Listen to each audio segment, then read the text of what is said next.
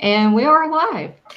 Good evening, everyone. Welcome to Holy Crap the Vlogcast. The vlogcast that comes to you from a skeptical point of view to try to answer some of the questions of why.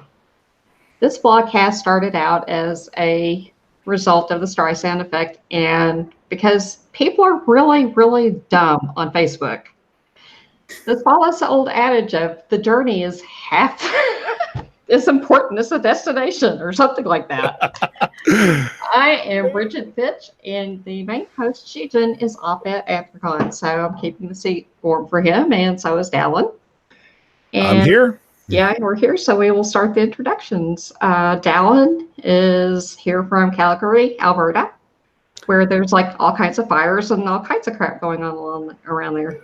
And it's really funny you mentioned about the fires, because actually tonight I was planning to do my dinner out on the barbecue on the porch right when the clouds opened up. So now, granted, very, very far north of here, yeah, there's a few fires going on. And from the armpit of the Capitol, we have Unbeknown Tech. Good evening, Unbeknown Tech. Good evening. And we have someone special joining us all the way from Auckland, New Zealand. This is Kevin Hester, and he is the co-host of Major Bats Blast on the Progressive Radio Network. Good evening, Kevin, or good afternoon, Kevin. Kia ora, everyone. Lovely to be here with you today. All right. Our topic this evening is called Global Weirding, and what we're going to be talking about is, of course, climate change. This terrible Chinese hoax that this is, and also bringing in something called global dimming that many people may not be aware of and have not considered, but Kevin will tell us all about that. So I'm going to hand it off to you, Dallin. Okay. Normally, our earless feeder would have some kind of 5-minute freestyle where he busts something he wants to rant about. Sadly, I'm nowhere near that original or spontaneous. So, you know what? I'm going to pull a Philip DeFranco here and just say, let's just jump into it. Okay. So Bridget, this was, you actually contacted me earlier this week about putting this one together. Mm-hmm. So I'm at a bit of a loss here in terms of the topic. I mean, I did bring up some of the links that you sent me that I put in the show notes. Mm-hmm. I mean, and I've listened to a lot of the rhetoric back and forth about climate change. And just so you guys know, yeah, I do believe it's happening. Even looking at some anecdotal evidence from my hometown. Mm-hmm. A few years ago, I was home for Christmas. And my parents lived about 10 minutes outside of town at a cabin. And trying to get there on that day, a windstorm had come through, which we nicknamed the Alberta Clipper. And apparently it's a wind that comes here from out west and just blows east. In all the years I'd lived in that town, which was 18 years and back and forth for the next 5 or 6. So you're looking at about 20 some odd years that I've been back and forth to that town. I had never seen anything like that. These were winds that were going at 100 kilometers an hour, so about 60 miles an hour for you Americans. Sorry, I had to put the dig in there. Look, I blame you guys for the trip I took a couple of weeks ago. Sorry. As soon as I crossed the border and I started looking at the speed limit signs, I actually had to wait for about 5 minutes to get used to the fact that, no, now you look at the little numbers on the speedometer, not the big ones. I could change everything else digitally on my car except that. Mm. But anyways, driving on that road, literally having to weave in and out of felled trees on the road. And I'm not talking 1 or 2. I'm talking, they actually had to get crews out. This was Christmas Day. Christmas Day with not a lot of snow, but with this god-awful wind blowing through it.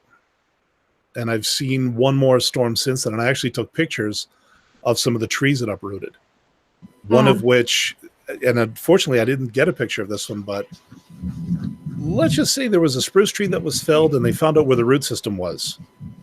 When it lifted the cabin next to it up about a good 6 feet before bringing it back down.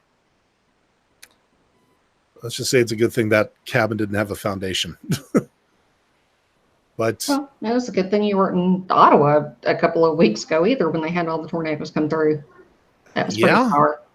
and we've had tornadoes up in Edmonton, not recently, I don't think, but I am definitely seeing that there are changes.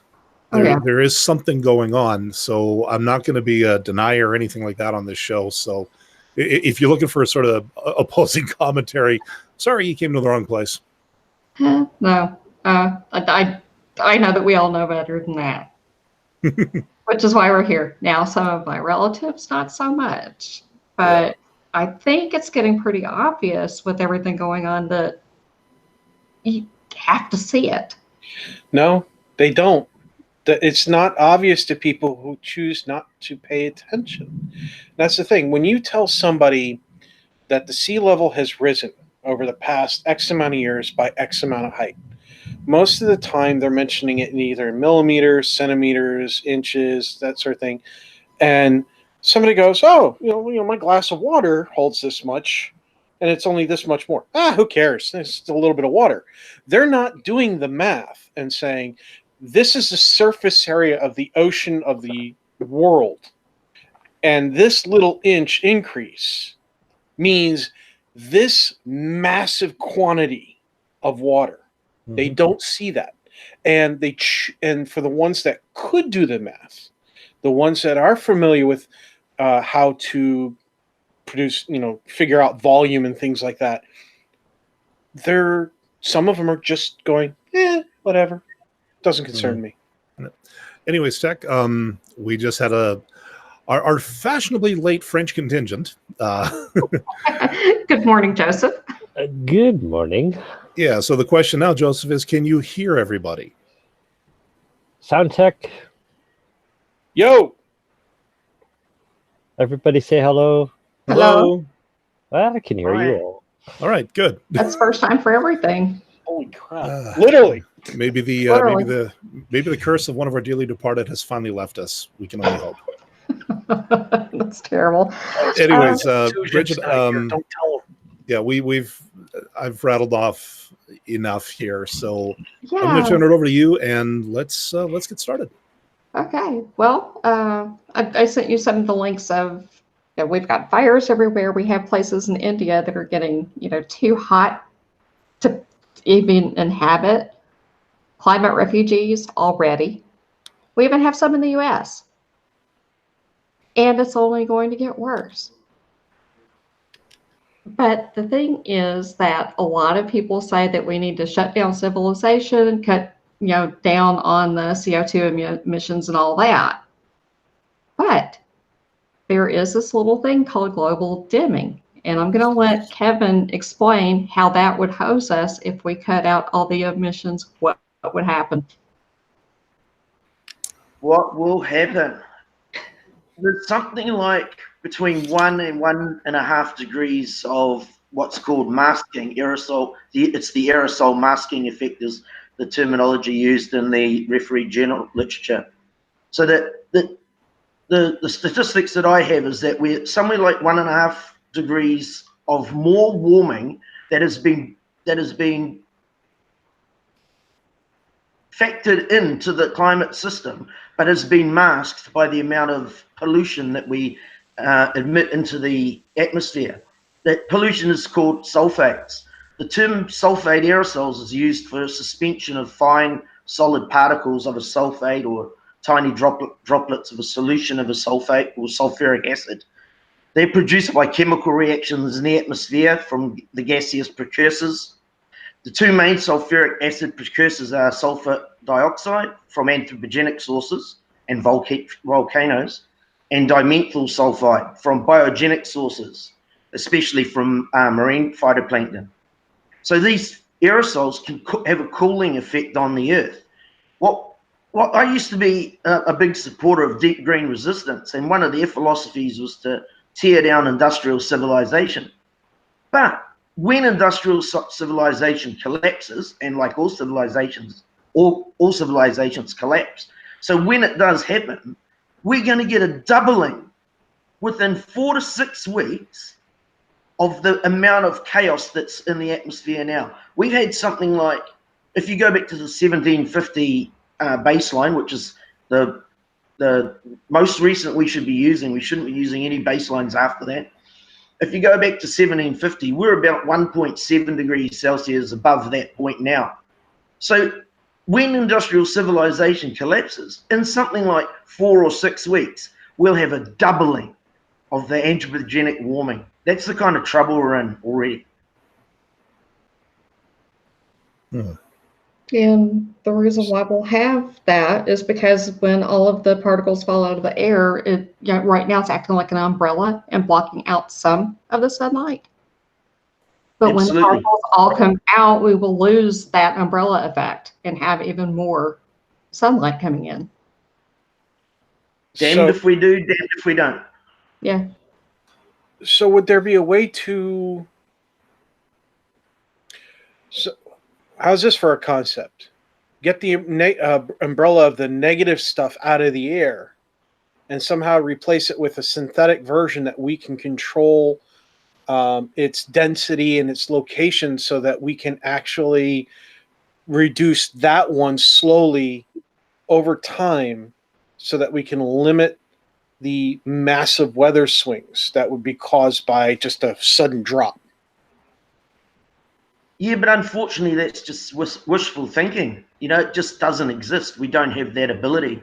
It's a little bit like the IPCC. In the IPCC predictions, they have factored in carbon capture and storage technology that doesn't exist.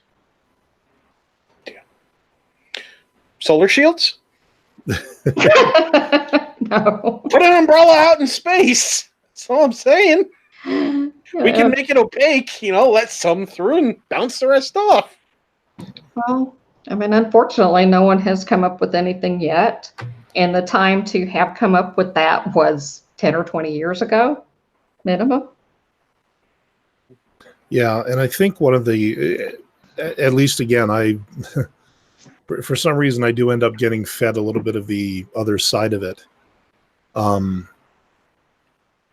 Where one of the arguments has been that, okay, maybe there are changes, but is it man-made or is it natural? Like which, and that becomes sort of that's the soft argument. Like you have the outright deniers who's saying, oh God, I remember. I love those people. I have met people like that. They go, well, how do you know it's our fault and not nature? And I said, actually, it is nature. You're absolutely correct. You know why? Because humans are part of nature. So therefore, if we do something as part of nature, we have caused it. Yeah. We have naturally caused a problem. But I also think of they hate that. Yeah, I also think one of our dear friends and fans of the show, Pat Robertson, who has gone on before talking about how it was global warming, yet this week was cold as the dickens, to borrow a quote from him.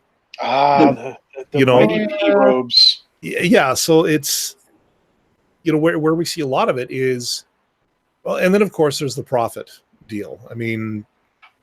Shutting down, as you said, shutting down the industrialized world, tomorrow.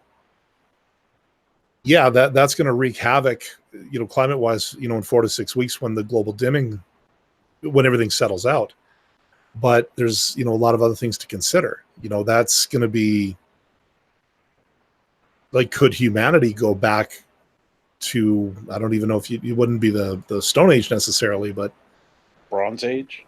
It would be Stone Age pretty much. Yeah, I guess it would be, because Bronze Age would, that entails some kind of industry. Depending on who survived, I don't think we'd go all the way back to the Stone Age. I think we'd go back to more like the Bronze or Steel Age, just because there's so many people spread out all across the world who do, blacksmithing techniques by hand. They have people still read books. They're not all on their e-readers and crap. I have a wealth of knowledge in books. Some are very condensed versions and such that I could throw in a backpack and off I go, or give to somebody if they needed knowledge, that sort of thing. There's plenty of people who, despite sitting in an office all day, they take trips into the forest to learn how to build a campfire, things like that. Yeah. I know there's plenty that would not make, a collapse of the economy in the world, but I think there'd be enough that we wouldn't go completely Stone Age. Now, what if one thing I think you need to remember, when industrial civilization falls over, we're going to have 450 nuclear power station meltdowns. Mhm. When those power stations are no longer maintained, we will have, each one of them on average has 3 spent fuel pools. In those spent fuel pools are thousands and thousands and thousands of tons of highly enriched fuel assemblies. When the staff don't turn up at the power station, at the nuclear power station, those spent fuel pools will evaporate all the water out of them because there's still a lot of criticality in the fuel.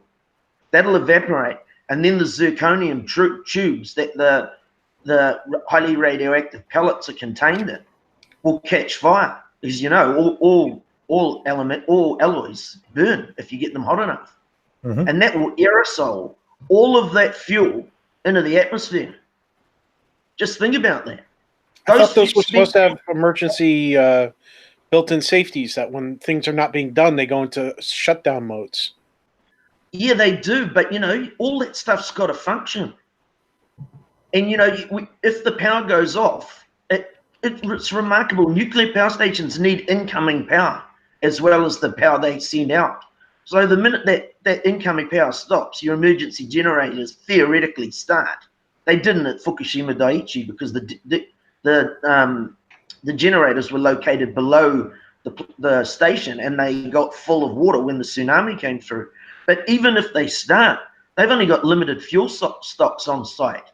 So within a day or two, they'll run out of fuel. And, industrial civilization's not there to bring another truck full of fuel. And who's going to turn up at work once that all happens?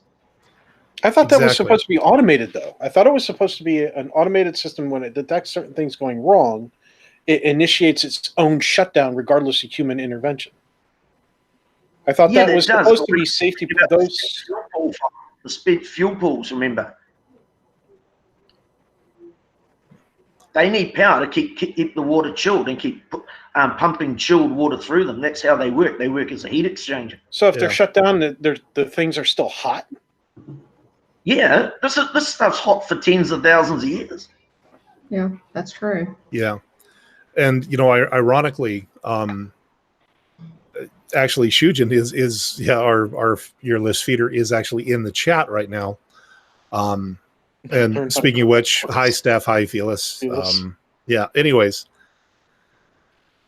one of the things one of the alternative energy sources that people have been talking about, like if we want to get away from coal, we want to get away from, combustibles, fossil fuels, nuclear energy was considered an option because even though, yes, it's got a very checkered past. And of course you hear the word nuclear and everybody flips out. Because they think they see Chernobyl, they see 3 Mile Island, even though a lot of things have changed since then. And and Fukushima, I'm not even sure. Well, again, I don't know all of it, but if everything was underwater during the flood, then they weren't actually thinking of all the contingencies, I guess. I just wonder, like instead of ending industrial civilization, and we've talked about this, that it's probably time to look at changing it. Get into alternative fuels, renewable fuel sources, things that are less to the point of non-polluting at some point. Wind energy, although, sorry guys, your president, just when I think the cringe is over, there's this gigantic hold my beer moment. Where you talking about the 1 if by land, 2 if by sea, 3 if by air? I'm talking about how windmills cause cancer. Yeah, brain cancer. Then does his kind of version of the vuvuzela there. It's like, I'm sorry. I'm sorry that half my country is that freaking stupid to vote for that ass hat. I'm terribly sorry. Yeah. Well, I do something about it, but euthanizing people against their will is illegal. Yeah, it's also kind of deals into another ideology we really don't want to see a return to. Yeah. But all the other kinds of downplaying of alternative sources by industry. It's sad, you know. And you know, I live in a province that, you know, we do rely on oil that's our industry. Mm-hmm. You know, we've made strides to get, you know, to clean up the extraction process, but at the end of the day, a lot of that black stuff gets refined into a particular clear stuff that goes into our cars that just contributes to the whole thing. Well, it's not just you guys. And it's not just us. You know, it's not just us with Jersey and the Gulf and everything else. You know, you've got places where they're doing huge extractions where, like Qatar, for example, Mhm. right? They do a huge amount of export, pulling out of oil out of the ground and such, as well as several other locations. And they produce an insane amount of pollutants. If you look at the pollution versus population, everything else, the ratio is much higher for them than it is for the big countries like America and so on and so forth, China and the rest of them. But at the end of the day, it's everybody involved. It's everybody involved that's burning the stuff for Mhm. whatever reason, whether it's for heat, whether it's for transportation, or anything for that matter. So while we could point fingers all around, at the end of the day, everybody that's got pointed to is at fault. Until we switch off of that, and like you were saying, on to renewables, where we're doing wind, where we're doing wave motion energy generators from the ocean shoreline systems, where we're doing solar energy, where heck, I once learned about the concept of using mirrors to focus, go out. This is something that would be implemented in a desert environment because of the You know what? I know what you're talking about, and I think I've actually heat these tubes of oil, and the heat turns the turbines. Yeah, I'm not sure about that, but I know that there are 3 reflecting arrays. They're somewhere in the States. I should be looking this up. The kind of side effect though is that if a bird flies through that, it's instant roasted. How many birds do we have in this country? Yeah, I'm just saying. Thunderfoot actually did a video on this when he was stateside wanting to film the eclipse, and he went around the country and he actually did show this reflector array. Kevin, I wanted to ask, New Zealand, what kind of I guess in terms of environmental or other things like what we've been talking about with energy and stuff, does New Zealand have any kind of policies or practices in place to work on this? Or most of the policies in place in this country are disguised for business as usual. We get a lot of energy from geothermal, so you know that does have a lower carbon footprint. But you've got to remember, you know, everything has a carbon footprint. Solar panels have a huge carbon footprint. Yeah. Every renewable is made with hydrocarbons. We're still burning a lot of coal in New Zealand for generating electricity. We don't have nuclear because we had a big movement, you know, 3 decades ago to prevent the nuclear, and we got the country declared nuclear free. So that was a big victory for us. But I think what you've got to remember with industrial civilization is it's a heat engine. No matter what you power it with, it's a heat engine. Tim Garrett, a professor from the University of Utah, has written extensively on that. If anyone wants to learn more about that phenomenon, look up Tim Garrett from the University of Utah. Industrial civilization is a heat engine. And while everything does create carbon footprints, what we can do is we can focus on managing what we're choosing to enact upon. For example, like the solar panels. There was a recent article, I think it was about 2 weeks ago, and damned if I can't seem to find it because I was just looking for it. But they said that they identified one of the problems in solar panels, that it's in the silicon that they're using to make them that causes it to be as inefficient as they are today, and that they think they have found a way around the inefficiency. Now, granted, this is a well, we've identified the problem. We think we know a way around it. We may end up getting around it. We may end up not. It depends. It depends on a lot of things. I hope we get around it because I'd love to see them become more and more efficient, because that means higher efficient solar panels, less solar panels required to produce the necessary energy, lower carbon footprint. We have to get there, but we have to focus on that stuff too. And we're not. We're focusing on getting coal to, And I have even more bad news for you. Bloody Cheeto with freaking legs. I have even worse news for you. The Arctic is losing so much ice. It's about 40 degrees Celsius warmer than normal. It is losing a lot of ice. And instead of people worrying about, oh dear, what's going to happen when we lose all of the ice and we get even more heat absorbed, some of the capitalists are like, oh goody, free resources. Let's go get more resources. The ice is melting. Great. And, planning on trade routes through the Bering Strait, all sorts of things. They're taking advantage of this.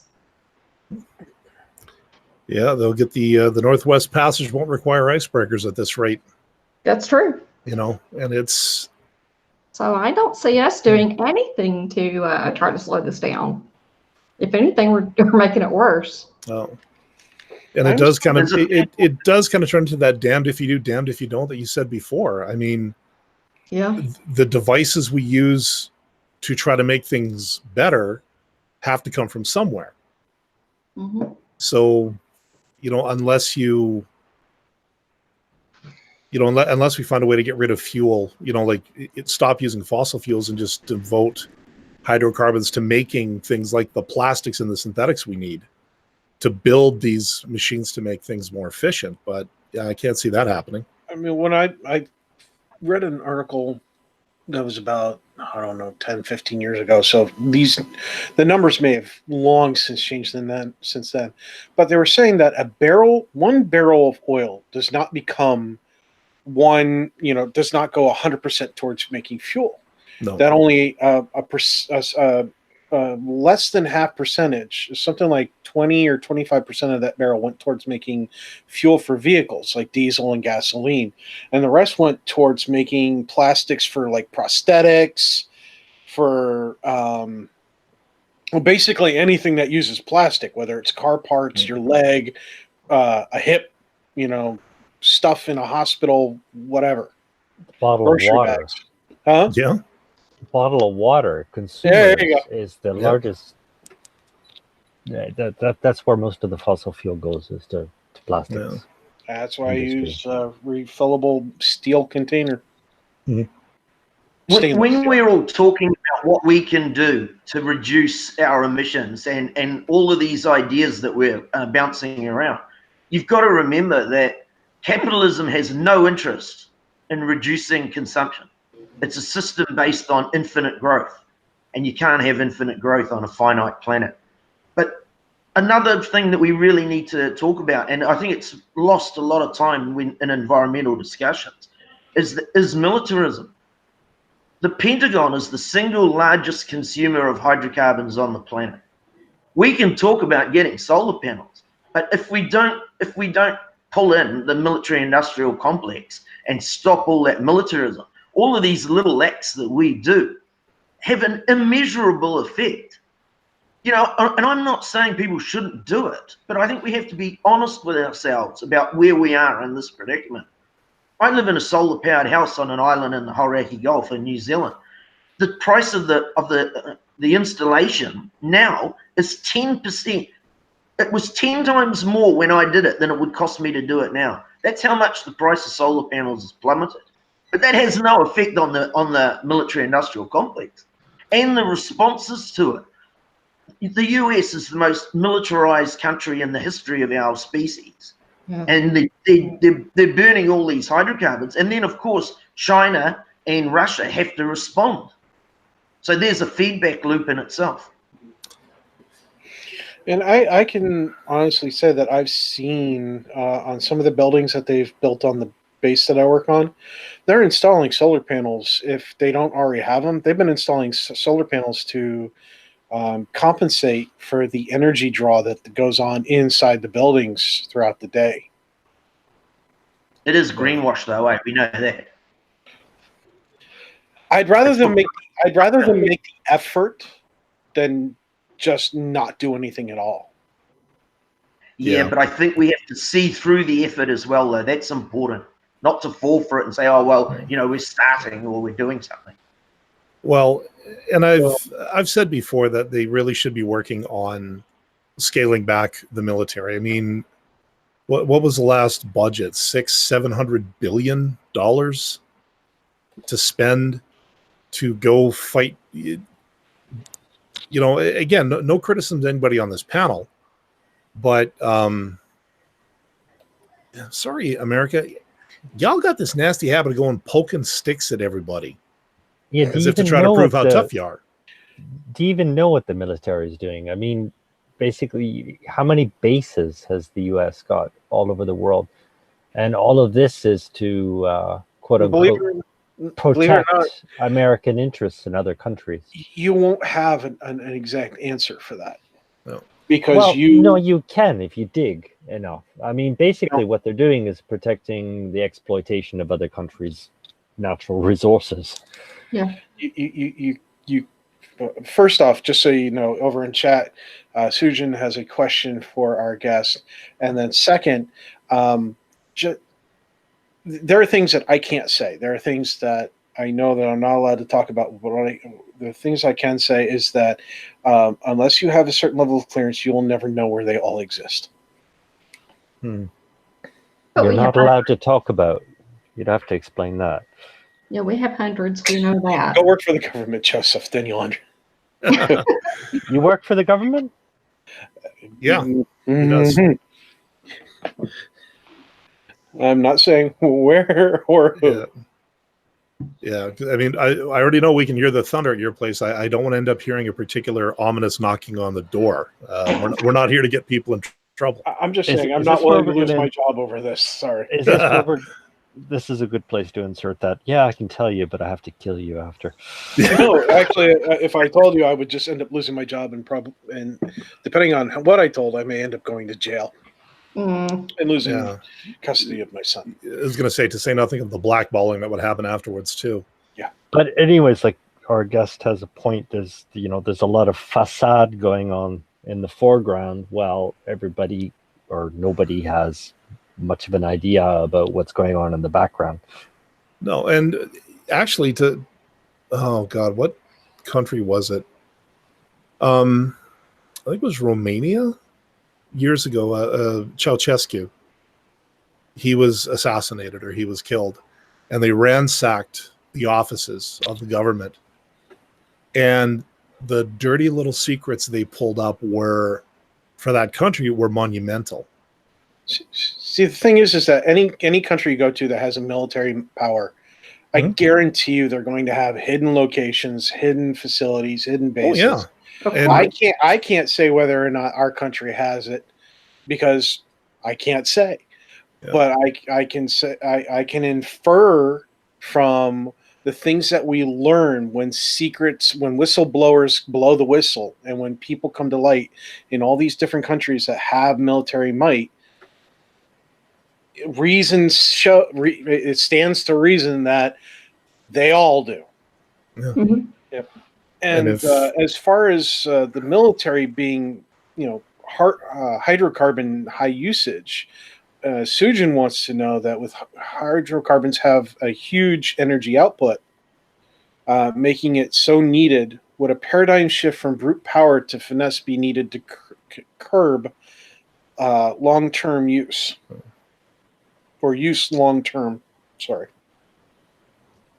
Yeah, I guess, Kevin, what the question is to you is right now there's a lot of, there's chest thumping, fist pounding about, stop the use of this, stop the use of that. Are we going about it the wrong way?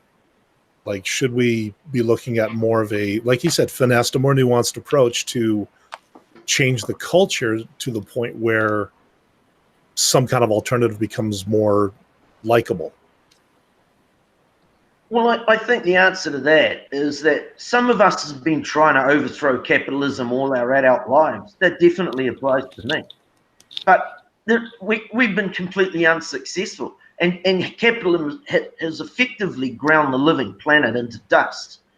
There's a few things that we have to consider when we're talking about the situation that we're in at the moment, is the fact that there's a 10 to 30 year lag between when emissions go into the atmosphere and when we see the chaos from those emissions. So what all the chaos that we're watching unfold on the planet at the moment is predominantly from emissions from last century.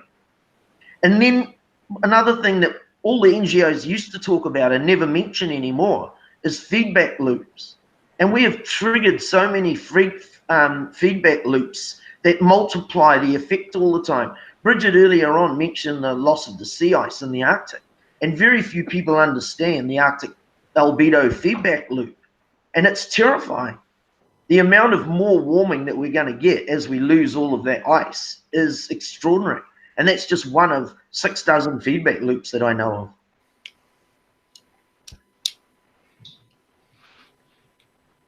So yeah, honestly, the question comes up is, what can we do? Like, I think everybody's looking for a solution of some kind or trying to find something, but using my blue bin to do my recycling, it doesn't seem like a lot. And as a matter of fact, my country just got a huge chunk of egg on its face recently as a barge full of garbage found its way back here from the Philippines, because apparently we shipped the wrong thing or it wasn't quite right. And what the hell are we doing shipping garbage to the Philippines in the first place? So it just seems that no matter what we do, we are a wasteful species. We generate more crap than anything else, than any other species on the planet. But I mean, we're the only ones that do this. I think one of the biggest sources of the problem is that we're an individualist society. I mean, we're living together in interdependent groups, but we don't think beyond our own comfort level. And actually what we're seeing is just an accumulation of all that. Well, and actually, let's talk about the recycling issue for a second. I lived in Germany 20 years ago, and there was a big scandal where a whole lot of Germany's recycling, Germany was the country that first brought recycling to the Western world, and it went everywhere from there. And there was this big scandal where 80% of the recycling that they'd shipped to the Ivory Coast for reprocessing never arrived. It never cleared customs at the other end. They were throwing it overboard in the middle of the ocean. That's what happened to Germany's recycling. And in the anti-nuclear circles that I am involved in, because I've been an anti-nuclear activist all my adult life. Well, one of my Facebook friends in a comment one day said that he'd worked on a nuclear aircraft carrier, and he said they used to fire their waste drums overboard. That's how they dealt with it. It's always worse than we know. No matter what we know about the situation, it is and can only be worse than we know. So here's a question. Whenever we have an issue arise where we learn that we're damned if we do and we're damned if we don't, most average person, out of comfort, like Joseph was saying, is going to stay with the damned if we don't, because it's less it's less energy intensive. It requires less effort, less change, less effort, more of their comfort zone. Well, hey, if I'm going to be damned if I do and damned if I don't, I'm going to buy the plastic bags that are not biodegradable because I don't want my groceries to fall over the ground, rather than buying bags made out of hemp, which break down just fine if you throw them in, assuming they're not coated with tons of resin and all the other crap and pigments and so on and so forth. What can we do that we're currently looking into that is showing promise? Anybody? What we're doing right now? What are Talking about it? Talking only Talking gets you so far. Talking, raising awareness, that's great. Yeah. But there needs to be an action to go along with the talk. If there's no action to go with it, then we have done nothing. That hides a greater, huger problem. Is that most people on this planet don't seem to think autonomously, and they've outsourced their own survival to whatever they rely on for their comfort, whether it be Apple or the supermarket or whatever, and they don't think beyond that. Okay, great. You're talking about getting the conversation going. We've been doing I'm talking about people thinking, because there's no discussion with somebody who will only rationalize their own comfort. Okay. Of the people who are thinking, who are coming up with ideas, and this goes out to anybody on the panel, what ideas that are coming up that we can technologically implement in today's society is showing promise, potential promise, in terms of turning this around? That's my question, Joseph. Well, my answer to that would be that there isn't anything in any way, shape, or form that is scalable that is going to achieve that. We're not going forwards, we're going backwards. We've in the last 25 years, we emitted more emissions into the atmosphere than in the previous 200. That's the scale of where we're going at. There's two interesting people who have come onto the climate change scene in the last year or so, into the general public, called Jem Bendell and Rupert Read.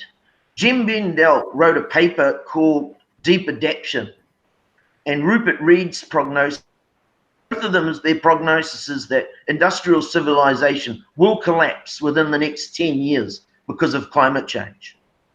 And an interesting thing that Jem Bendell has said with regard to that, because people are saying, well, what can we do? What can we do? The quote from Jem Bendell is, getting busy with action can be a distraction from full acceptance of our predicament. And I think that's a very, very good analysis of our position. People all want to get busy. Extinction Rebellion is the big push now, is to get every government to declare a climate emergency. Well, so what?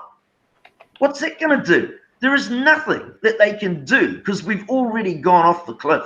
That's the predicament that we find ourselves in. We're having this conversation like what was the two women who drove off the cliff? Thelma and Louise. Thelma and Louise. We're having a Thelma and Louise conversation as we've plummet into the abyss. That's extraordinary. But Thelma and Louise were driving the car, whereas most people today aren't. Most people Somebody are else in the back is doing seat. the driving. Yeah. It's like people in the back seat. What's the analogy? The car, we're driving off a cliff, and everybody in the car is arguing about who wants to ride shotgun or something like that. More like it'd be more like a case of a bus full of lemmings driving off the cliff. Yeah.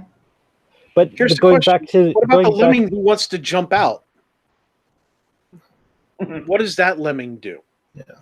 But I think what it is, that's not a lemming. No, Joseph, to borrow your analogy, I think what it is we don't see we're not seeing the goal. We're so busy squabbling about all these other things. We're not seeing the cliff or the wall that's coming. We can't. We really have to analyze this, and we can't just lump everything together as like society. There's part of the society. I mean, there's lots of ideas out there about what to do. The problem is implementing them, because society is being controlled by actually a very few people who just won't allow it. I mean, they've been. Do you remember going back to the 1970s? They came out with the electric car. It's not from yesterday. Even back in the 70s, they had it, and they killed it. Well, even they tried. And I saw this one recently too about railways. in America. Well, geez, yeah, like That, Hello France, like TGV, like going back to 1976. Yeah. But can we set up a self-sustaining system, say on the moon? Do we have enough time to shoot a bunch of greenhouses and such up there? Basically, all the materials we would need to literally tunnel into the moon, make a whole bunch of areas that could sustain, say, 1,000, 2,000, 3,000 people for 200, 300, 400 years of I don't think recycling systems for oxygen and water and all that other crap. Tech. I mean, can we do something like that? Why don't we do something here first? Well, you see, the thing is, there was a no, Joseph. We can't fix things here first, is what Kevin's saying. Kevin's saying that ultimately, according to many of the smart people, that we're out of control. We're on a crazy train. We're heading off a cliff, and there's nowhere to get off. Well, this is so. How about we take some cautions? Like, for example, we have seed vaults. Okay, we have several seed vaults on the planet that are designed so that in the worst catastrophes possible, we still have plant material and genetic plant material that we could use to possibly reseed different strains of vegetables and so on and so forth. All the technical words for plants and such. Well, my only problem with those are, if those places fall, then there's nothing left. Why don't we have a seed vault on the moon, or 2 seed vaults on the moon, one on each side, one on the dark side, one on the light side, Wow. There was I can't find it right now, but there was a book that I read years ago. I think it was called New World Order. And this actually follows what you were talking about, Tech, where the planet was in trouble, as it is now. And there was an initiative for several elite people, or considered elite, would fly to another planet and start a civilization there. And there was like a big conspiracy about the whole thing, kind of the adventures and everything. What ended up happening is the rockets did launch. They did make it to the planet, but so did the typical culture and mindset that got the planet in the trouble in the first place. And within 200 years, they had laid waste to the planet just from their own stupidity. What you've got is just this greater society just dependent on a few sources for their survival. And that's what has to change. I mean, people have to, if you don't think autonomously, you're not responsible for your own survival. Well, according to Kevin, we're going to be forced kicking and screaming into that scenario. Well, what's going to happen is basically, these guys, the 1% or whatever, they're not going to relinquish any control at all. So the whole thing's going to come down. The best thing we can do is just come up with alternative solutions with an after. I mean, in the immediate, that's the best thing we can do. In the immediate, I don't think people are going to go hungry because they're going to eat the rich. Well, actually, once the rich are gone, have to get property in New Zealand, because that would be like one of the best places to be when all hell breaks loose. Unless that's a good question. There are a lot of billionaires coming to New Zealand building bunkers. It's a growth industry. Jeez. Bunkers? Yes. Okay.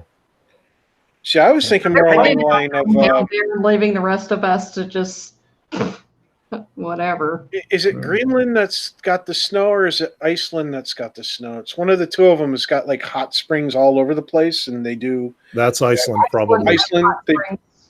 Greenland has all the ice sheets that are now melting.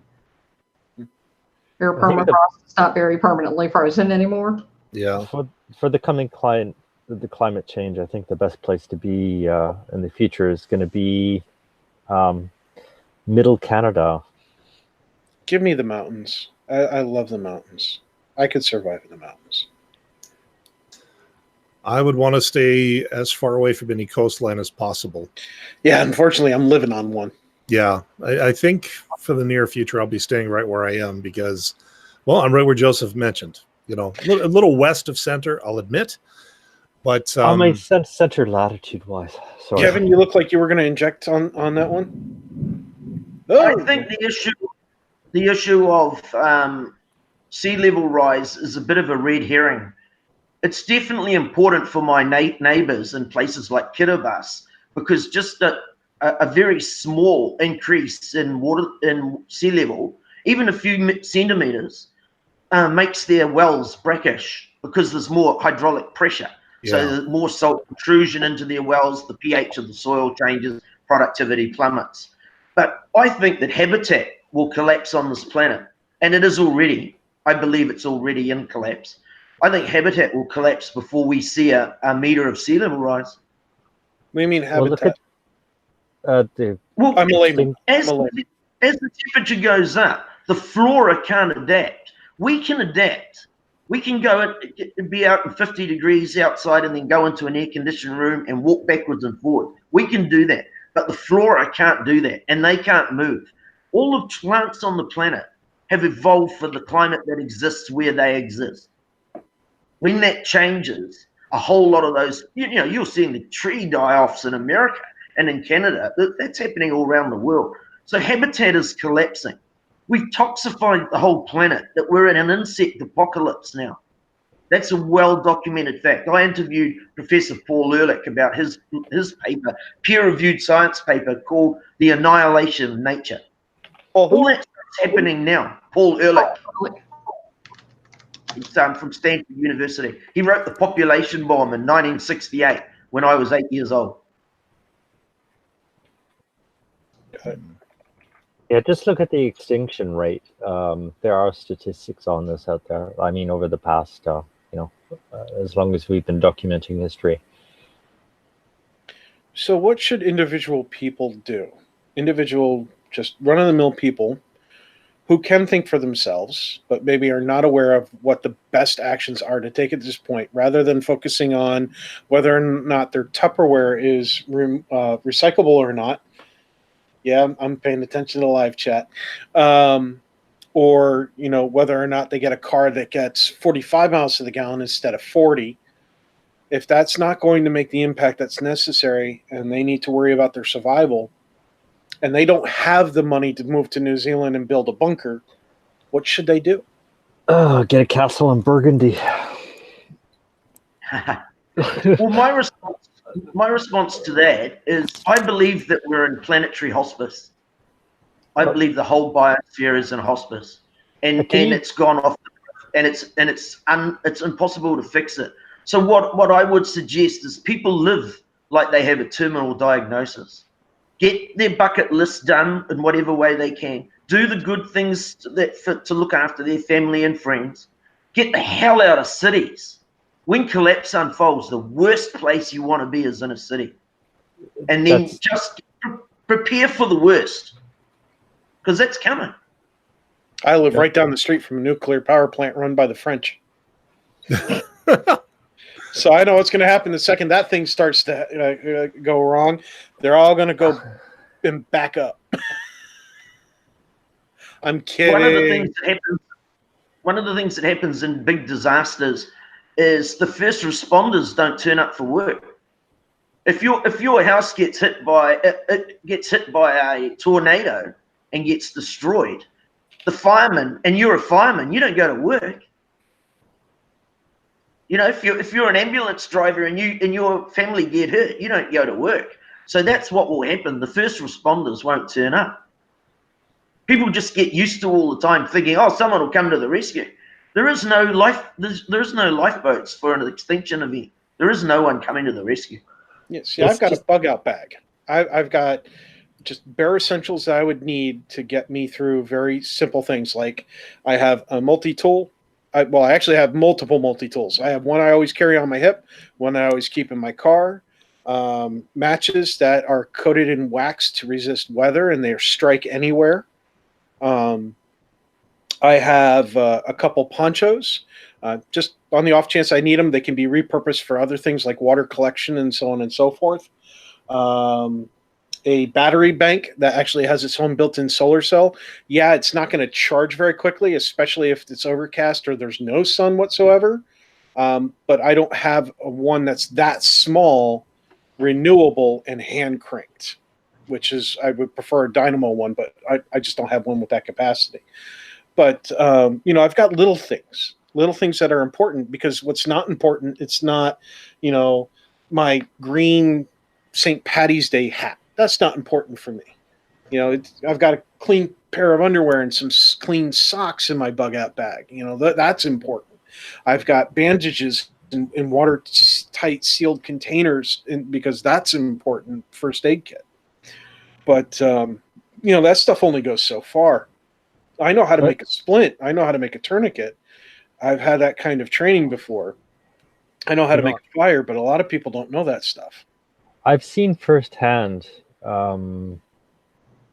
back here in Paris about 10 years ago, we had, just in our block, we had a power outage that lasted a week. I mean, something pretty major happened. And I went that 2 weeks. Just a hurricane. Just dealing with my neighbors, just observing their behavior when they had no electricity. They hadn't a fucking clue. And, they came in with generators to replace the power.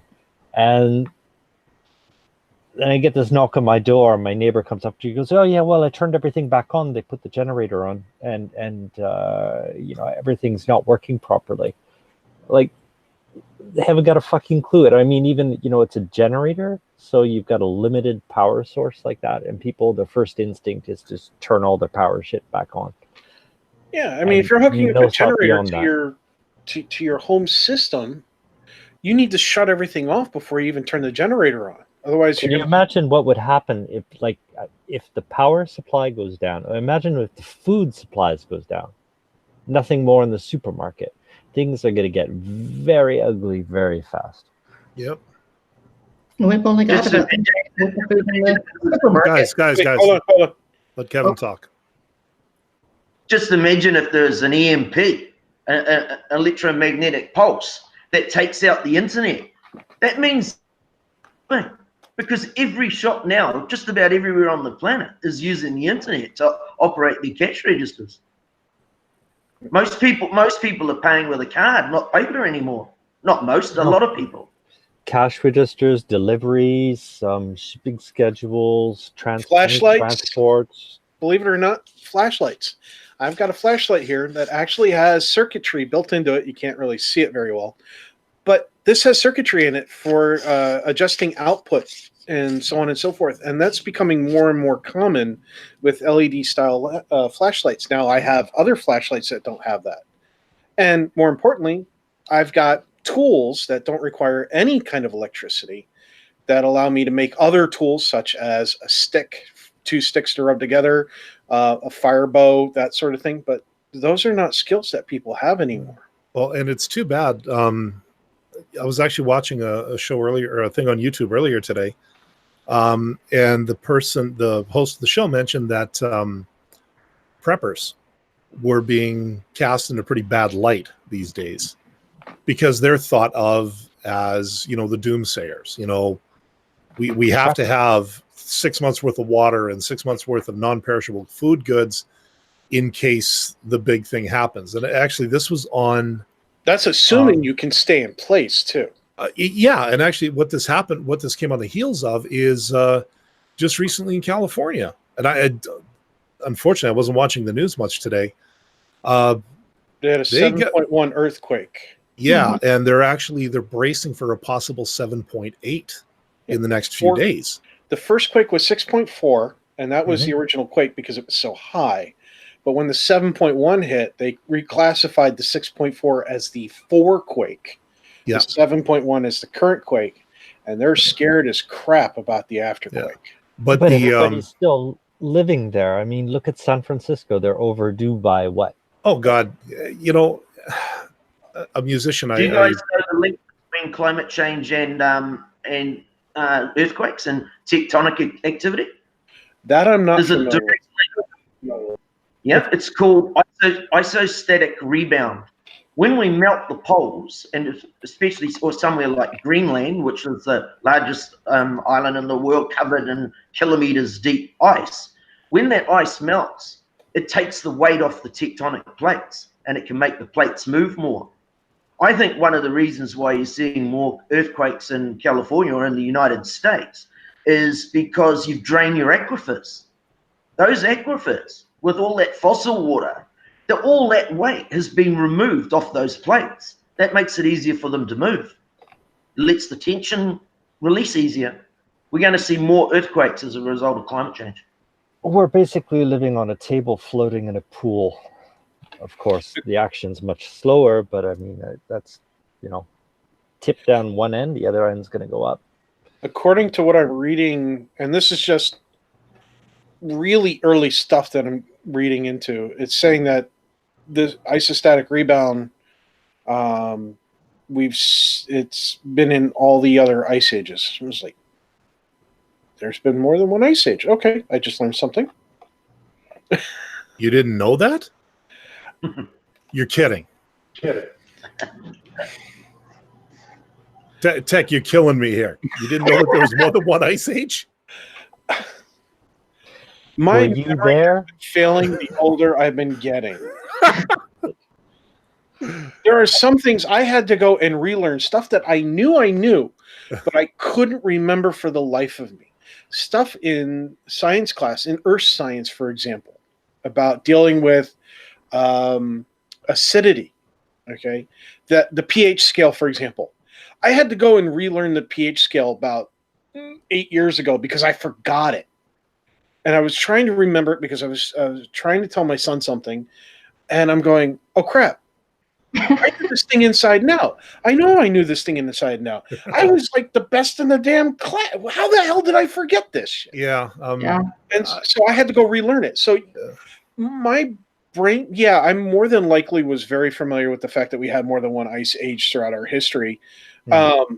But at the moment, my brain does not recall it, either because it's late or because of my age or just because of lack of practice. You know what? Let's go with language. Or because of more carbon in the atmosphere. There's a direct carbon in the atmosphere and cognitive response to it. We're getting dumber as the carbon goes up. It's true. True or not, I'm using that at work because somebody goes, hey, why didn't you remember this? I was like, there's too much carbon in the air. Give me an eraser. Let me snort an eraser. If we can find some kind of correlation between carbon presence in the air and neuroplasticity, wow. Well, we had it with lead from fuels. Oh yeah, I remember that one. Not just that, but aggression too. Well, yeah, because lead drives everybody batshit crazy. Yeah. But it either kills you in the shape of a bullet or it slow kills you in the shape of emissions. I can honestly say that I'm happy in one respect. My son has much better survival skills in terms of like hunting and that kind of training than I do. He actually has real life experience actually hunting game, whereas mine stops at plant and fish. I was about to ask you, you've never gone fishing. Yeah, that's where mine stops. His progresses beyond that. I know that promoting, one's survival skills is something we do, but I mean, actually, basic human survival, it's not that complicated. No, it's if you can get yourself shelter, if you can get yourself fire, you can get yourself food, and you can get yourself water, you can survive. You may not be the most comfortable person in the world, but you can survive. Even if you don't know how to do it, it does not take long to learn. Yeah, show of hands here. Anybody here former members of the Boy Scouts from back in the day? I got kicked out. Waving hand madly. Okay. I learned what I needed to learn, but I got kicked out. Yeah. Talk about, at least my own experience. I learned to build a fire that I could strike with one match and have burning. Like I could start a bonfire that way. Learn to build a lean-to for shelter. Rudimentary, yes. Learn to build a quinzhee, which is you'd almost want to call it a poor man's igloo. Basically, you heap a crap of snow up into a great big mound and then tunnel it out. Oh, we do that on our backyard. Well, yeah, but again, this is stuff that we learned. I went on camps for this. I did learn a lot of the survival skills, if you will, and it's really a shame these days that the whole idea of scouting seems to come under a huge bad light for the reasons of we've got some bad players in there. But I think having something like that where kids do go out and learn this stuff. I can't really call it. Civilizations that don't teach it are going to wipe themselves off the map. Yeah. When I was in Boy Scouts, I learned how to handle a knife. I learned how to sharpen a knife. I learned how to respect the knife. Mm-hmm. I learned how to make fires 3 different ways. I learned cooking skills, very simple cooking skills, things that would mean the difference between, oh, look, I've picked a plant here that I can eat versus why do I have stomach cramps? Why am I going to the bathroom 24/7? And why am I going to die from it? See, this is the beautiful thing about having a mushroom allergy. It doesn't matter if it's good or not. I ain't going to eat it. Now, here's the thing I can say about my training. My training pertained to a time when I lived in a different state, in a different area of that state versus where I'm living right now. And I can tell you that the foliage and all the available plants, the edibles versus non-edibles, they're all different. Well, for the most part, they're all different. And that's a big deal, because some people who remember their training, think about it. I just admitted that my memory is fallible. There's a lot of people who don't want to admit that they're fallible. And, they went through and they did the Boy Scout thing. And they learned what they could eat in their area, how to handle knives and all that stuff. So they're still happy, they're still, good with handling their knife. They're still good with handling fire and such. And they're like, oh yeah, these plants, I can eat this and that and the other thing. Except the problem is they live in a different state. And, maybe they forgot to book up on their plants, which ones are consumable, which ones are not. Yeah. So I think it needs to be an ongoing process, not just get the kids involved, but keep going, and learn about surrounding areas that you may have to travel to. Yeah. Kind of like learning about, like, if I was going to travel to New Zealand, I would learn things that, assuming that the world wasn't collapsing around us, I'd have to learn about their driving laws, whether or not I would be able to drive with an American license. Some countries like Germany and America, they have certain agreements, but other ones don't, so on and so forth. Could I get take a test in New Zealand to drive? Is that even a requirement? So on and so forth. What do I need to look at in terms of getting my currency converted? All these things I'd have to look into. And yet there are so many Americans who would travel to New Zealand, just assume, since they can, they speak English. Yeah. They would just, why do I have to convert this? You speak English? Here, take my American money. I've got a story about that. You're Canada. You're part of the United States. Just take my American money. No, before I go, though, Kevin, I just wanted to post-warn you. We do tend to go down a few rabbit holes on the show, so if it looks like we're kind of deviating, I do apologize. Although usually we can loop it back. But speaking of the American sense of, but I'm an American, my parents were district governors for the Lions Club for a year. And the final trip for all the governors of that year ended up in Seoul, South Korea. And exactly what you described, Tech, happened there. Oh. Instead of, sampling a lot of the culture and stuff like that, there was, well, where can I get a burger? Where can I get this? And keep in mind, this was... That makes my head hurt. This was, I want to say, early to mid-90s that this happened.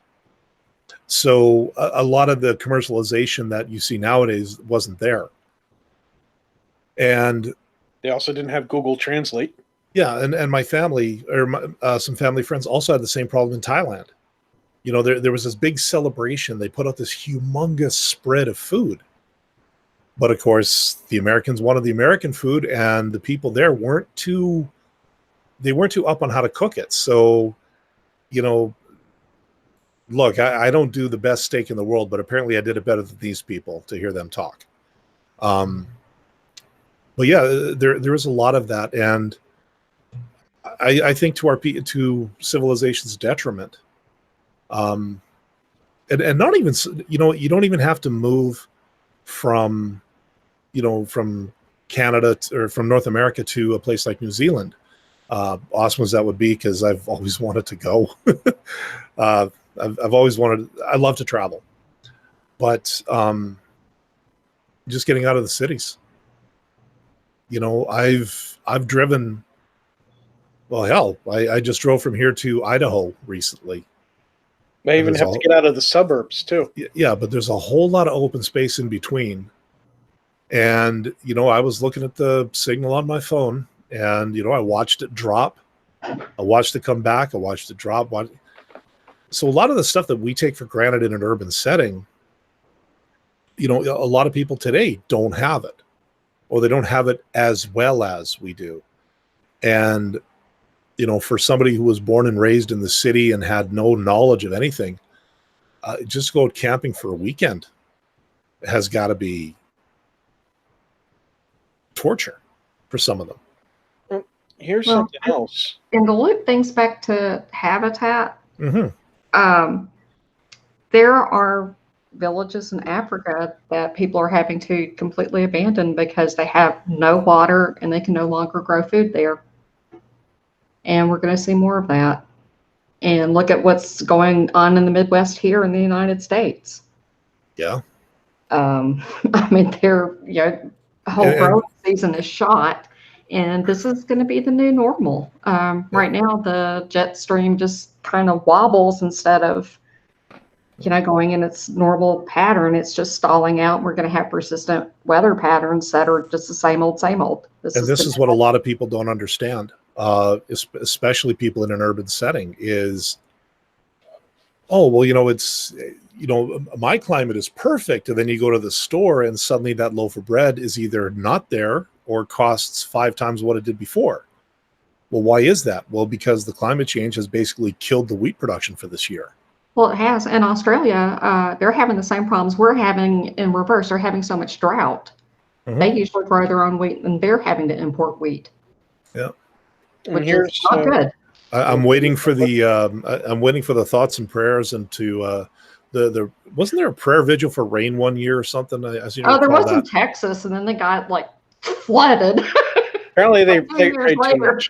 Be careful what you wish for. Yeah. So, but this is going to be the new way it is, and people are going to have to be ready for it. I don't know what we're going to do here, because with the cereal crops gone, what do you do? That's another thing. Like Kevin was talking about, with the internet being the foundation of communication, our cell phones, all our infrastructure. Mm-hmm. If that collapses, the only people, assuming it's not collapsed by EMP, okay, assuming it's just collapsed, the cell phone infrastructure went down because there were flooding and it was wiping out the cell base stations and so on and so forth, right? And the stations that allow you like the Iridium network system is not relaying properly and such. There's only going to be one group, assuming everything is hunky-dory with the ionosphere, that's going to be able to communicate, and that's the ham radio operators. How many people, other than like Sujin, forget a ham radio license, just have a radio that picks up UHF signals? Mm-hmm. I've got one on the way, because I was looking into ham radio operation as a lesson for my son regarding communications, because he relies on cell phone, I rely on cell phone, and I realized there's other means of communication. And I was just thinking about that just now, thanks to Kevin. Thank you very much, sir. Reminding us that, our communications infrastructure could easily just go like that up in smoke. Yep. But ham doesn't. Ham doesn't require that infrastructure. At most, it requires relays, repeaters, but anybody can set up a repeater with the right hardware. Anybody can change out their antennas and their frequencies to bounce off the ionosphere. And if most of the government communications offline, if most of the commercial communications offline, a lot of those frequencies are going to be cleared that allow you to talk halfway around the world. It will really depend on the weather, whether there's solar flares and all that other crap building up, as to whether or not the reception is good or spotty or at all. Now, just going off of that tech, just when you mentioned ham radio, I decided to go looking here locally to see what was available in terms of training. It's all over the place. I know, but I just wanted to get it out there that, like here in Calgary, there's a 14-week course starting in September. Monday evenings for 14 weeks, so 14 evenings total. Tuition cost $65, and we just lost tech when I told him that. Damn it! Sorry about that. That's okay. I was just saying, 14 weeks. The course for here, $65 for 14 weeks, and after that you get your license. Yeah, so and getting then there's that skill, other stuff. You don't have to do the course stuff here in the States. Yeah. In the States, there's actual websites that go, here's the 400 plus questions that could possibly be asked on your exam. Mm-hmm. You're going to be given something like 38 or 42 or some number of that, and you have to get this many of them right. So do our flashcards, learn, and the flashcards are all things that you could do on, either their laws and regulations or things that if you pick up your little ham radio, like a little Baofeng, for example, that you can get for like $25 on American on Amazon, a little dual band UHF radio. You can try the settings, and as long as you're not broadcasting, you're not breaking the rules. You can tune into any channel you want that picks up. You're not breaking the rules. It's broadcasting that you need the license for. Yeah. So you can listen all you want. And getting one and getting hands-on and practice setting it, putting in the relay stations, the repeater stations, and so on and so forth that it talks about, and learning the things in the flashcards. If you buckle down and do that, you could do it in just a couple days and get your license. Yeah. And then there's several different levels where the one where you operate depending on what channels are on and what you can do on those channels. Yeah. But at the end of the day, it doesn't matter. If the world goes to hell, the last thing you're going to need to be worrying about is the FCC coming looking for you for radio. Yeah. It's more of you have one that you know how to tune into the channels. You know what the dedicated channels are for areas or races or the various help channels are for your area, because it's going to be different depending on the country that you're in. Like, I have no idea what it would be for New Zealand, but I seriously doubt it's going to be the channels that we use here in the States. And if your radio is capable of it, at least you can tune in and listen, because that's better. Like when we were growing up, how many of us had a little battery powered radio with the candles when the storm knocked out the power? I sat around the radio as a kid. How about you guys? I see Kevin nodding. Yeah. Except usually back home, if our power went out, chances are the radio went out too. Yeah, and if you had the radio that you could stick the batteries in, your radio was working again. Yeah. Right. Yeah. So I think we've kind of. I mean, if we are past the point of no return, and it sounds like we very well might be. The best we can do now. I like Kevin. I love what you said about, live like we're on borrowed time. Like, get your bucket list done. Do this, do that. And I think a lot about. I'm a fan of George Carlin, and we all know the one about the planet, where he said, "The planet is fine. The people are fucked." And I honestly, I think that could be what happens in the next, century or so, is that the client, if it keeps going, yeah, things are going to change, and we're going to get bitch slapped pretty hard. Will we be completely extinct? I don't know. But I definitely think moving forward. We owe it to our kids to teach them these basic things of survival. Things like how to live without internet, use that ham radio, how to pitch a tent, how to start a fire, how to cook your own food, not just out of a can, also maybe how to hunt. I wish I'd had that. I wish I'd had that opportunity when I was younger. My two brothers and my father were both, well, my father taught both my two brothers how to hunt. I never got that chance. I have shot a gun. Found out painfully that, well, found out frighteningly just how easy it is to be a very good shot. I've never shot a gun. Not a real gun. Yeah, I actually did go to a rifle range. It was just with a 22 long rifle. But for never having picked up a firearm before, I scored. Well, put it this way: the guy who looked at my score, he said, "It's too bad you're not a year older. We could use you on the team as a range team." It was like an 89 or something like that, and I'd never fired a gun before in my life. But it's funny that we're talking about going back to, hunter-gatherer habits. I mean, we're probably not going to go back that far. Well, I mean, animal It might be husbandry. temporary. It might be a temporary state that we have to return to while everything calms down. We might have to wait for that to happen first. Mm. And then once it what do you think, Kevin? Do you think there's a time where it'll calm down, equal off, and then we'll have a chance to recover from? Maybe not where we're at now, but, skip a few hundred years and get right back to the bronze, steel, and all the other fun stuff pretty quick.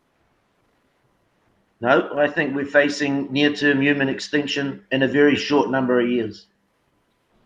We need habitat. We're animals. We need habitat, and that habitat is going away. People who prep think that it's just industrial civilization, but it's not that. It's habitat that's collapsing. There'll be no food. The last food on the planet will be the last people on the planet.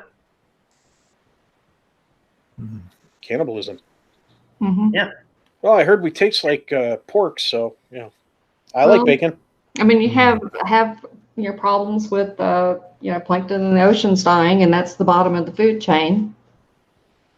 And if we lose all of that, then we lose all of it. Oh, sorry. Sorry, go ahead.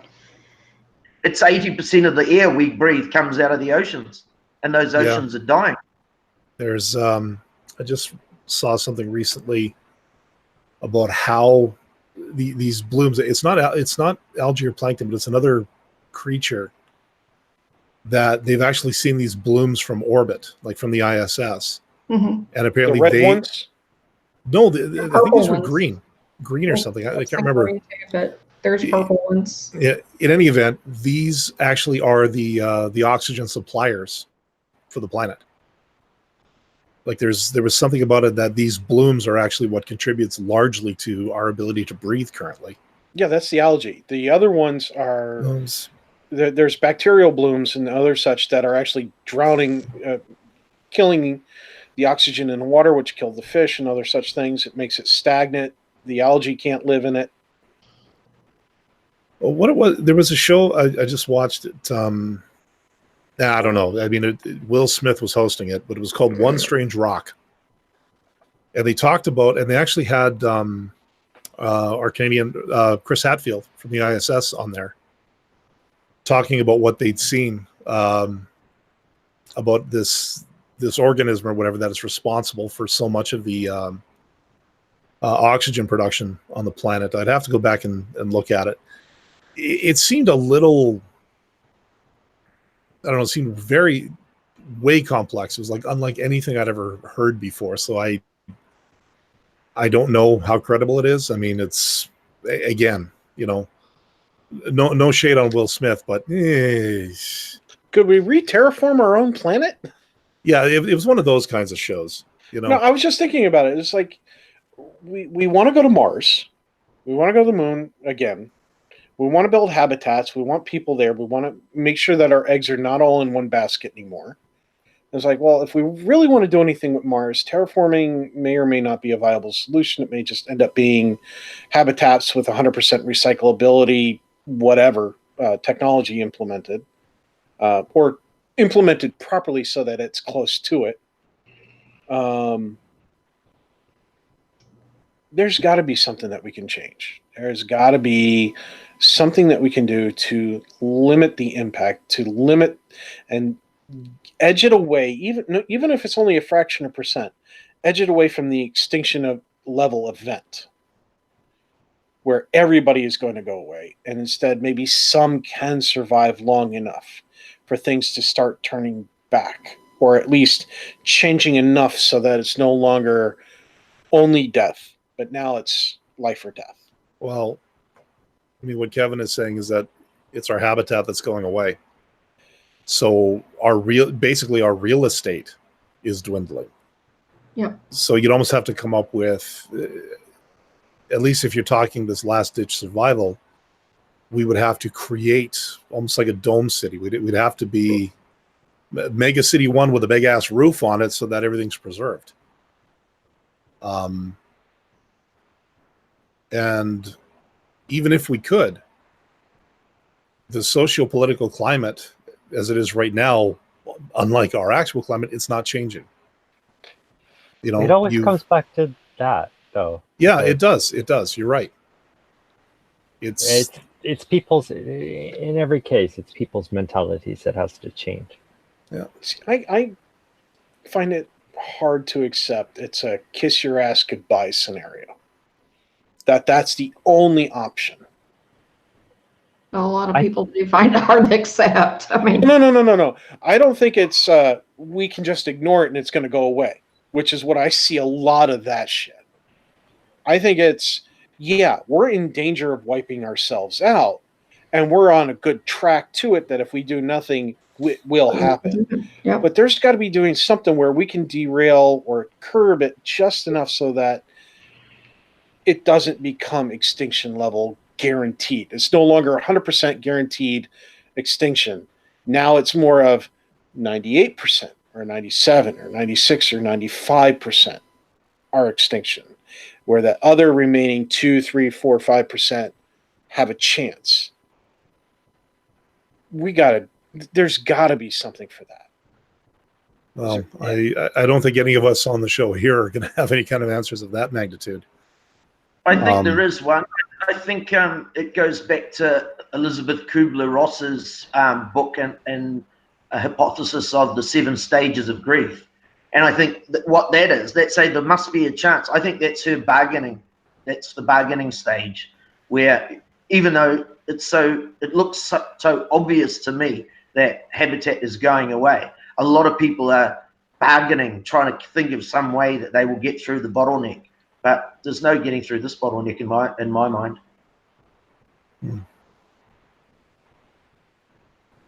Well,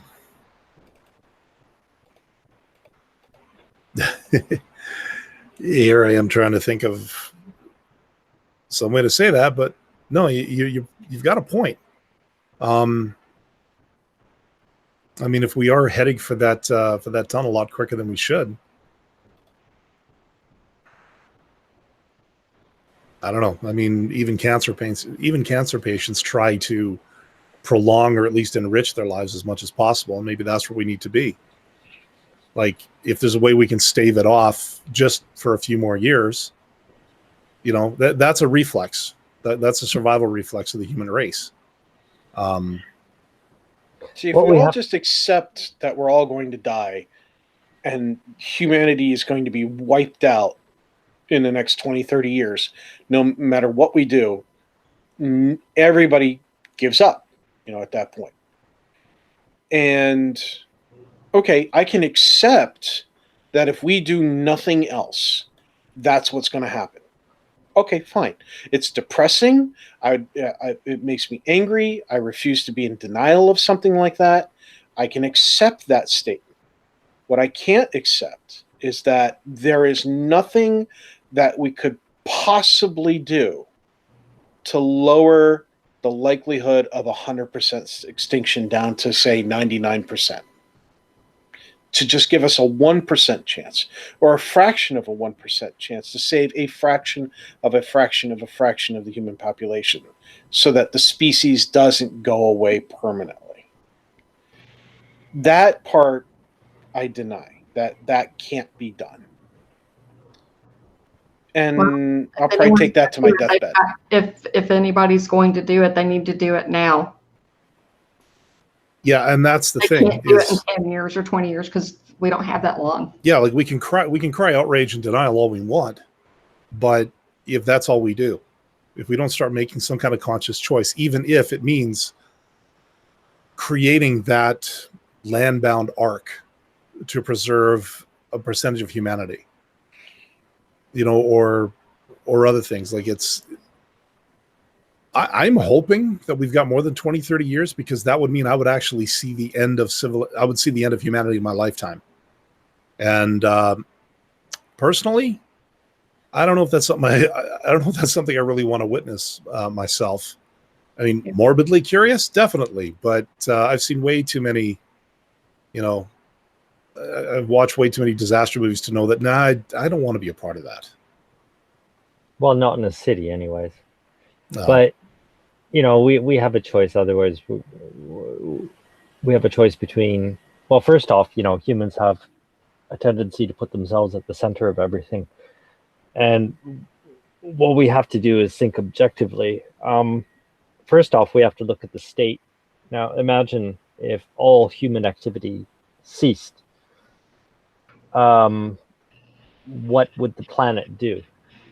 And we have to kind of prepare ourselves for that kind of condition. To look at the actual state of the flora and fauna.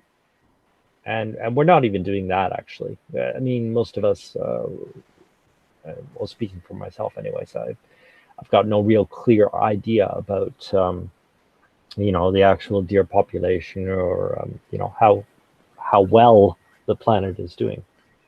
Its ability to survive without human there was a science fiction book, and I happen to like science fiction because, like Sujin likes to point out, science fiction has a tendency in certain ways to become science fact, like the wonderful Star Trek communicators and cell phone technology and such. The book was called Seven Eves. I think it was by Neil Stephenson. I believe Seven Eves. Seven Eves spelled as one word, and yes, it was by Neil Stephenson. And the first part of the book was all about how something had gone flying through the moon and broken in a whole bunch of pieces, and ended up pieces bombarding the Earth. Basically, we had our own miniature asteroid belt made by the moon getting shattered into lots of pieces and bombarding the Earth and wiping out human civilization. Humanity had, recognized it for what it was, and they made a huge push to put genetic samples up in outer space on a space station, so on and so forth, and genetic manipulation technology.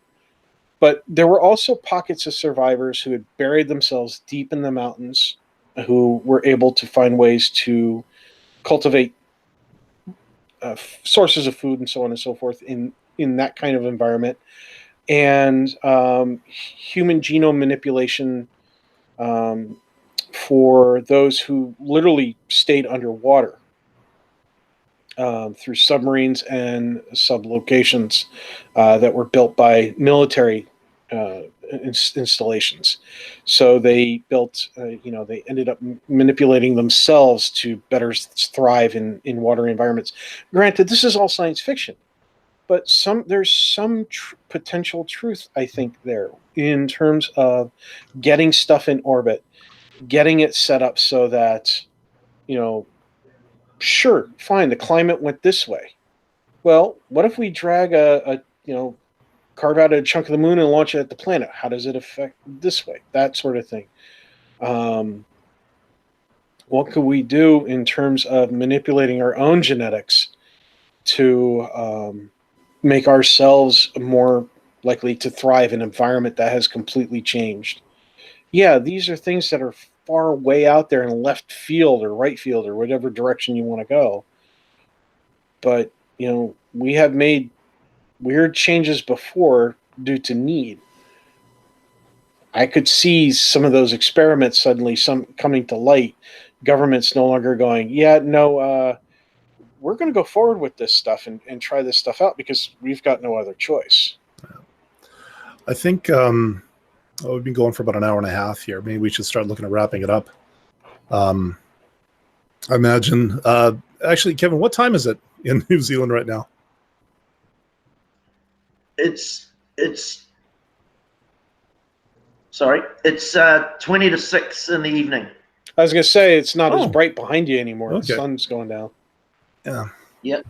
I was just That's a nice blue in the background, by the way. Yeah.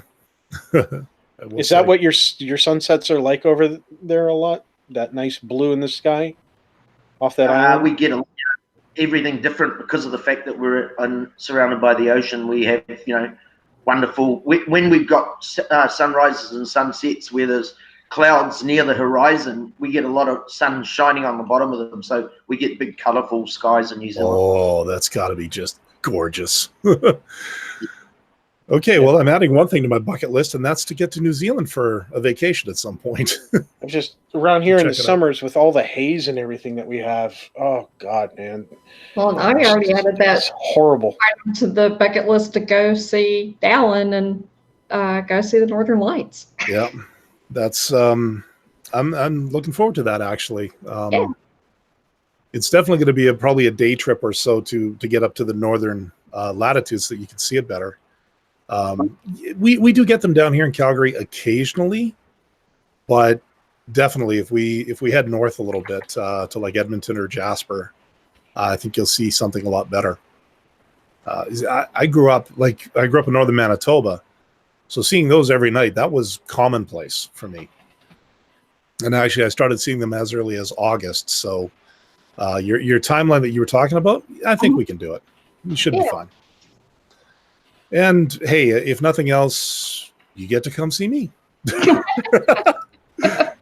Not much of a consolation prize, I'll grant you, but anyways, yeah, I think we should start wrapping up here. So let's get a few final thoughts here, and then we'll get out of here. So, Bridget, anything you want to close off with? I think I've already said pretty much everything.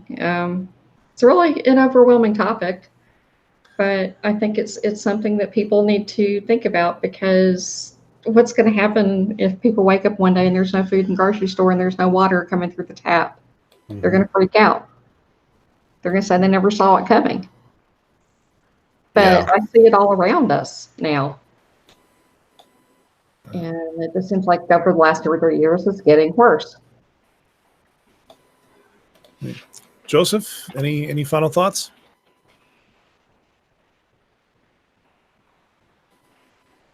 Oh, he's muted.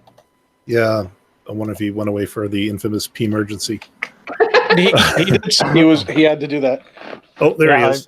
I'm just kidding. Sorry. Oh, crap. Sorry, guys. While I'm doing it, I've got USB headphones, so I can still hear you even when I'm away.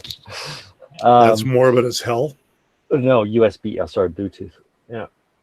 Still. I was going to say, that's a long-ass cable. Yeah. Last thoughts. Literally. There's a lot to talk about here. But I mean, our environment, it's just horribly complex. And we can't look at it in any simplistic way.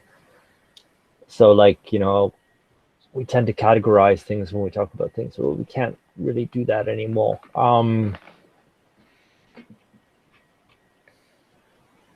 We really have to, instead of putting ourselves in the center of things, we really have to look at ourselves in relation to the rest of the planet.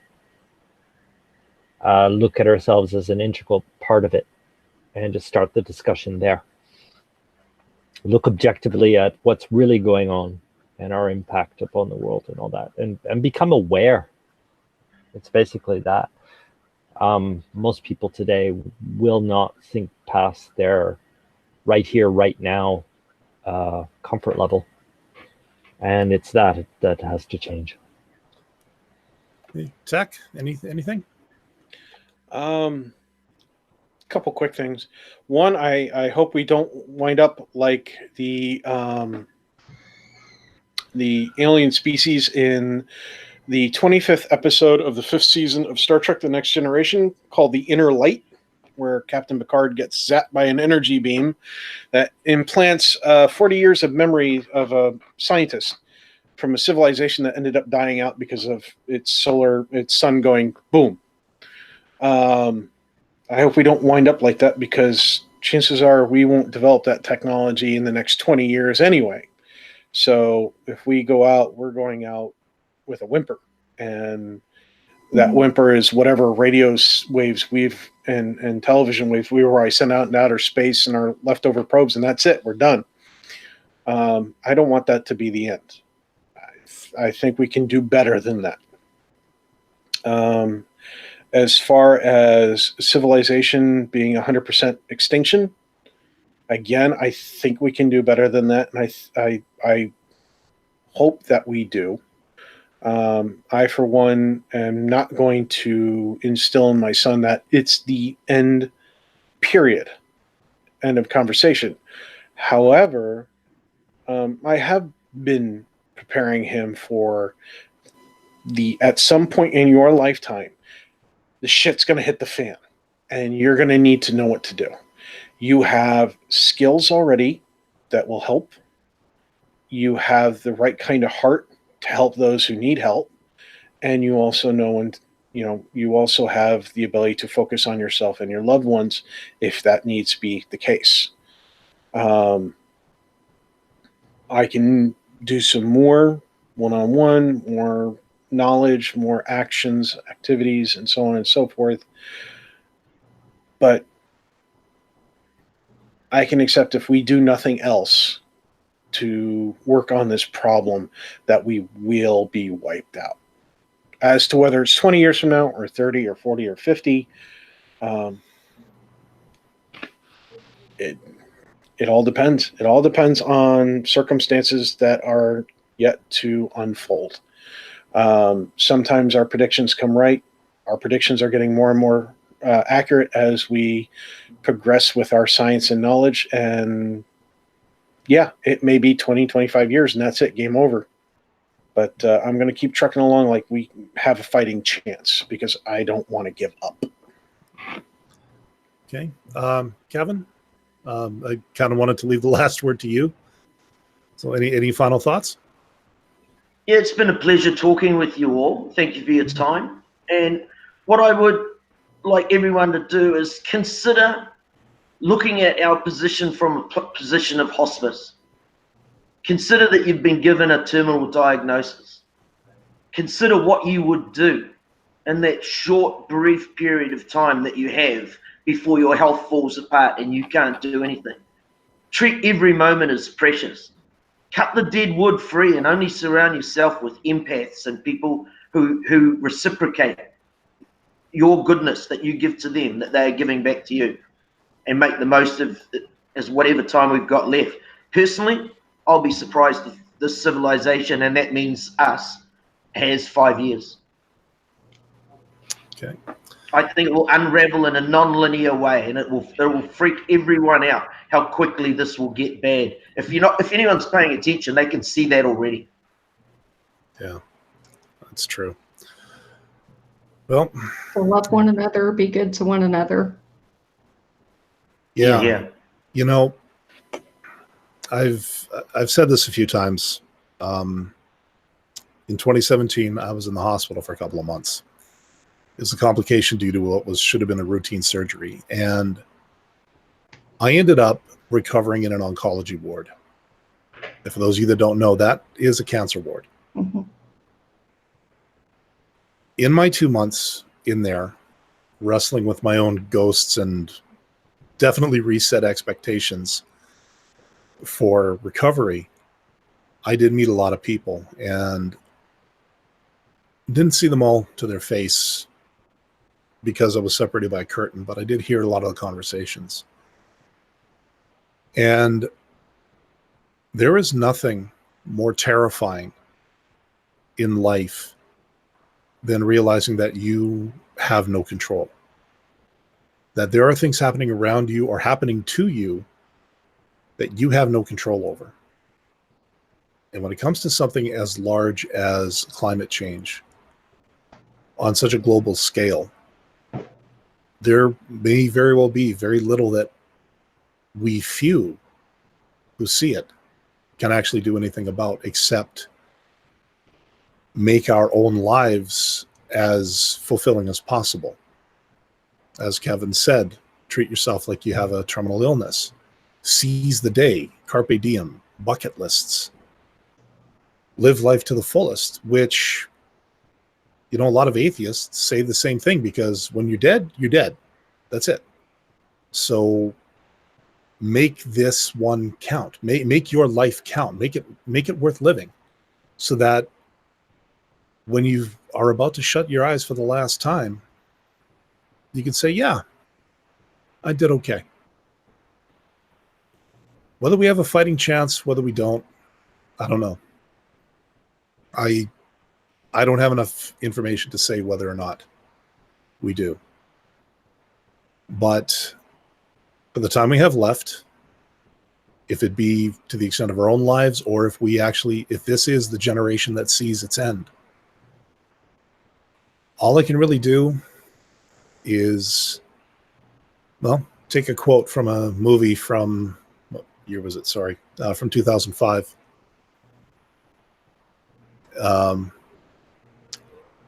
From the character of Edward R. Murrow. Good night and good luck. So I think that's about all we can do, is just live your life. And if you can make a change, make the change. If it helps get you through the night, so much the better. Not as poetic as one of Shujin's outros, but I do try my best.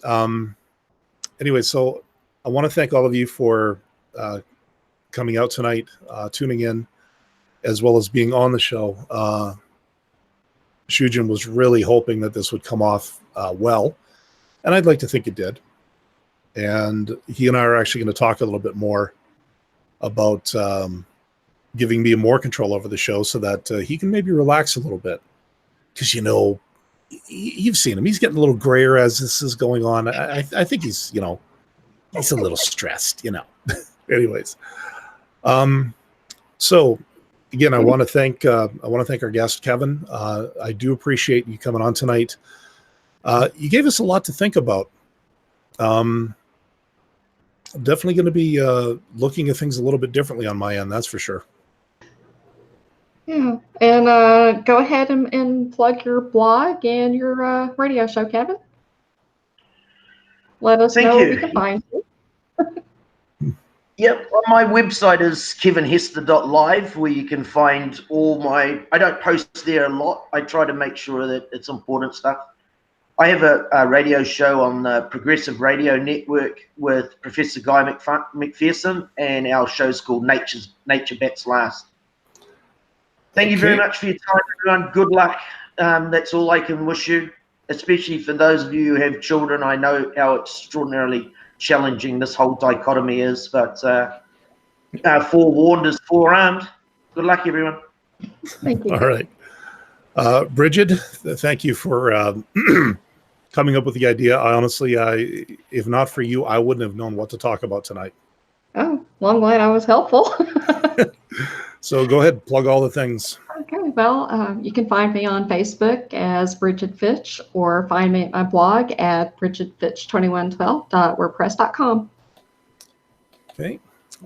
Joseph, as always, thank you for imbibing more caffeine so that you can join us on this wonderful show. Well, thank you for having me on. All right. And Tech, again, thank you very much for putting up with me. What do you mean?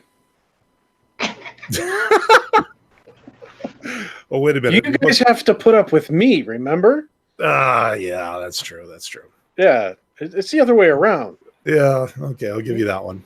Yeah. I should be thanking you for putting up with me. Yeah. And over in the chat, Phyllis, Stephanie, and I did see somebody pop in from beyond the trailer park, which is always good. Thank you guys for tuning in tonight. I do appreciate it. Sujin even popped in. Yeah, Shujin did pop in. He's got to make sure that his product. Thank you for making your own show. Yeah, and making sure that his product and brand are properly preserved. He did have some worry that Google was going to blow up on me tonight. I don't know where. I don't know where he came up with that thought. On the positive, if everything does end in 5 years, at least we don't have to worry about a Hangouts alternative. This is true. This is going away. This is true. So you're saying I shouldn't be working on the Twitch account right now? Anyways, I'm just saying. Yeah, you got a point. Anyways, for myself, of course, I am the curator of the audio version of this podcast over at holycrapthevlogcast.com. You can catch us on Facebook as well with the same name. I don't have the live number next to me, and I completely forgotten the Gmail address, but between Facebook and, well, actually with Facebook, that's the best way you'll be able to get a hold of any of us. We're checking it all the time. As for myself, I also have my own blog at inthewind.yo5.ca, where I jot down the occasional random thought when it strikes me and when I'm awake enough to actually write it down. Anyways, again, everybody, thank you very much. And until the next time we meet, you guys take care of yourselves, be safe, be good, and good night.